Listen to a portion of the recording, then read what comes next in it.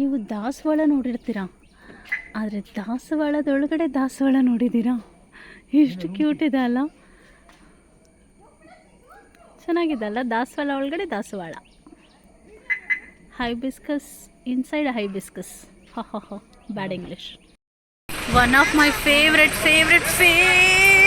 Place ನನ್ನ ಗಣಪತಿ. ಓ ಮೈ god, ಬಂದಿದ ತಕ್ಷಣ ಮಳೆ ಬರ್ತಿದೆ, ಸೊ ನನಗೆ ಆಶೀರ್ವಾದ ಕೊಡ್ತಾ ಇದ್ದಾರೆ. ನನಗೆ ಎಷ್ಟು ಇಷ್ಟ ಗೊತ್ತಾ ಈ ದೇವಸ್ಥಾನ. ಇಲ್ಲಿಗೆ ಬರಬೇಕು ಅನ್ನೋದು ನಂದು ತುಂಬ ಬಿಗ್ ಡ್ರೀಮ್ ಆಗಿತ್ತು ಆ್ಯಕ್ಚುಲಿ. ಫೈನಲಿ ನಮ್ಮ ಗಣಪನ ನೋಡೋಕ್ಕೆ ಬರ್ತಾ ಇದ್ದೀನಿ.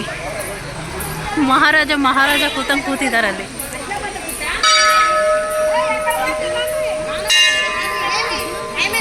ನೋಡಿ, ಮಹಾರಾಜ. ವಿಡಿಯೋ ಸುಮ್ಮನೆ ನೋಡಿದರೆ ಸಾಕಾಗಲ್ಲ, ಕೈ ಮುಕ್ಕೊಳ್ಳಿ. ಹಾಗೆ ನನ್ನ ಚಾನಲ್ಲು ಸಪೋರ್ಟ್ ಮಾಡಿ ಆಯಿತಾ.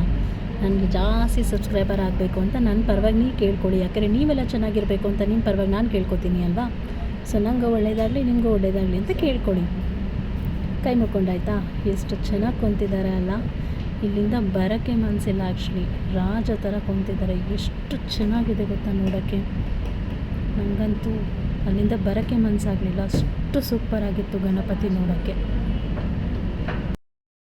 ತೀರಾ ಮಳೆ ಆದರೂ ಮಹಾರಾಜ ಕುಂತವ್ರೆ.